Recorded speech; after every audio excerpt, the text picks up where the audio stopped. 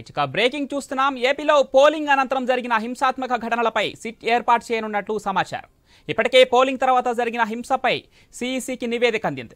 ఈ నేపథ్యంలోనే ఏడీజీ స్థాయి అధికారి ఆధ్వర్యంలో సిట్ను ఏర్పాటు చేయనున్నారు. దీనిపై రాత్రిలోగా అధికారిక ప్రకటన రానుంది. ఇక హింసాత్మక ఘటనలపై ఇప్పటికే ప్రాథమిక విచారణ మొదలుపెట్టినట్లు సమాచారం. రేపటిలోగా పల్నాడు, తాడిపత్రి, తిరుపతి ఘటనలపై ఈసీకి నివేదిక అందనుంది. ఇక హింసకు కారణమైన కొందరు కీలక నేతలను కూడా అరెస్టు చేసే అవకాశం ఉంది.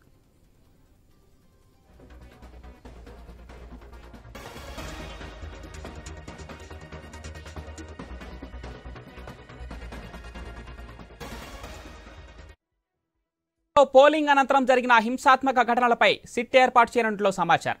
ఇప్పటికే పోలింగ్ తర్వాత జరిగిన హింసపై సిఈసికి నివేదిక కూడా అందింది. రైట్గా ఈ అంశానికి సంబంధించిన మరింత సమాచారం మా Vijayawada correspondent Harish phone line అందిస్తారు. ఎస్ హరీష్.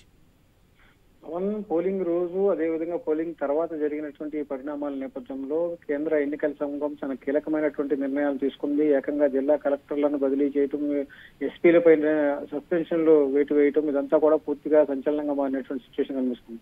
అయితే ఇంతటితో ఆగినటువంటి దాఖలాలు లేవు. అసలు జరిగినటువంటి వాస్తవాలు ఏంటి, అందులో ఎవరి తప్పిదం ఉంది, అందులో బాధ్యులు ఎవరు, అదేవిధంగా ఆ ఘటనలకు సంబంధించి అధికారులు ఎవరైతే జిల్లా కలెక్టర్ కావచ్చు, ఎస్పీలు కావచ్చు, ఎందుకు నిర్లక్ష్యంగా వ్యవహరిస్తున్నారు, వారి పైన వచ్చినటువంటి ఒత్తిడి ఏంటి, రాజకీయ పరమైనటువంటి అంశాలు ఎలా ఉన్నాయన్న దానిపైన కూడా ప్రత్యేకమైనటువంటి విచారణ చేయాలని చెప్పి కూడా కేంద్ర ఎన్నికల సంఘం ఆదేశాలు జారీ చేసింది. అందులో భాగంగానే సిట్ టీంలను ఏర్పాటు చేసేందుకు కూడా రంగం సిద్ధమైనటువంటి సిచ్యువేషన్ కనిపిస్తుంది. అయితే మొత్తం ఘటనలకు సంబంధించి ఒకే సిట్ ఉంటుందా, లేదంటే రాజకీయ కోణంలో విచారించేందుకు ఒక టీం ని ఏర్పాటు చేసి ఇందులో కుట్ర కోణానికి సంబంధించినటువంటి అంశాలను విచారించేందుకు, లోతుగా విచారించేందుకు మరో సిట్ ని ఏర్పాటు చేయాలా అన్న దానిపైన మొదటి దఫాలో కొంతవరకు చర్చ జరిగింది. అయితే పూర్తి స్థాయిలో ఏకకాలంలో పూర్తిగా నివేదిక రావాలంటే కనుక ఒకే నాయకత్వంలో సిట్ ఉండాలని చెప్పి అధికారులు భావించారు. దీంతో ఇప్పటి వరకు కూడా సిట్ ఏర్పాటు పైన ఉన్నటువంటి గందరగోళానికి కాసేపట్లో తెరబడబోతుంది. ఈ రోజు రాత్రికి సిట్ టీం కు సంబంధించినటువంటి అధికారులను ఫైనలైజ్ చేయబోతున్నారు. ఇప్పటికే 3 సీనియర్ అధికారుల పేర్లను కూడా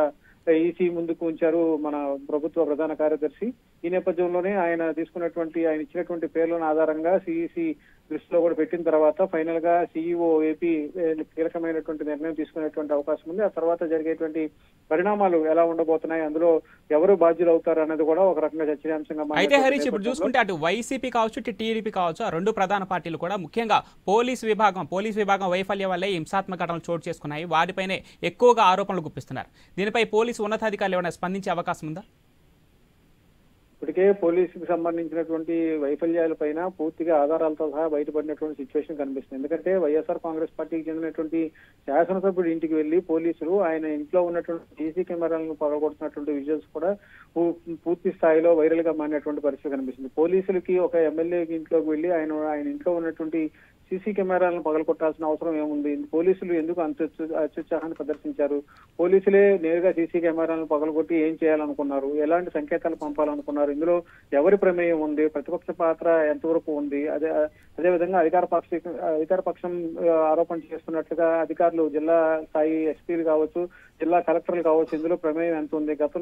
గతంలో అనేక సార్లు వైఎస్ఆర్ కాంగ్రెస్ పార్టీ నేరుగా సిఈసి కూడా ఫిర్యాదు చేసింది. జిల్లా కలెక్టర్లు బదిలీ తర్వాత పరిణామాలు మారబోతున్నాయని చెప్పి ముందుగానే హెచ్చరికలు జారీ చేసినప్పటికీ కూడా ఎలాంటి చర్యలు తీసుకోలేదు. పల్నాడు, తాడిపత్రితో పాటు ఇతర ప్రాంతాల్లో కూడా జరిగినటువంటి ఘటనలను ఆధారంగా చేసుకొని జరుగుతున్నటువంటి పరిణామాలు జరుగుతున్నటువంటి నేపథ్యంలో సిట్టు ఏర్పాటు అయిన తర్వాత 2 రోజుల్లోనే పూర్తిగా నివేదిక ఇవ్వాలన్నటువంటి ఒక ఆదేశాలు కూడా వెలువడినటువంటి సిచ్యువేషన్ కనిపిస్తుంది. ఈ అంశాలపైనే ఇప్పటికే కేంద్ర ఎన్నికల సంఘం అటు ప్రభుత్వ ప్రధాన కార్యదర్శి, అదేవిధంగా డీజీపీని కూడా స్వయంగా పిలిపించుకొని మరి వివరణ కోరినటువంటి సిచ్యువేషన్ ఉంది. ఈ నేపథ్యంలోనే ఏడీజీ స్థాయిలో ఉన్నటువంటి అధికారితో పల్నాడు, తాడిపత్రి, తిరుపతి, అదేవిధంగా ఇతర ప్రాంతాల్లో జరిగినటువంటి ఘటనలకు సంబంధించినటువంటి అంశాలపైన సిట్ నివేదిక ఆధారంగా తదుపరి చర్యలు తీసుకునేందుకు కూడా చూసుకుంటే ఈవీఎంలు భద్రపరిచినటువంటి స్ట్రాంగ్ రూమ్ల దగ్గర భద్రత విషయంలో ఎక్కడైనా నెగ్లెక్ట్ చేస్తే అధికారులపై ఖచ్చితంగా కఠినమైన చర్యలు తీసుకుంటారని చెప్తుంది. ఇప్పుడు ఏర్పడబోయే ఈ సిట్ దానికి సంబంధించి ప్రత్యేక ఆదేశాలను ఇచ్చే అవకాశం ఉందంటారా?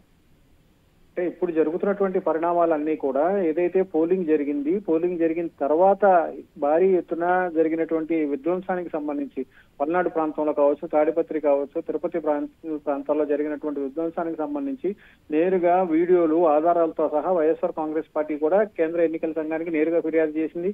అదేవిధంగా ఇక్కడ ఏపీలో ఉన్నటువంటి సీఈఓ కూడా ఫిర్యాదు చేసినటువంటి సిచ్యువేషన్ ఉంది.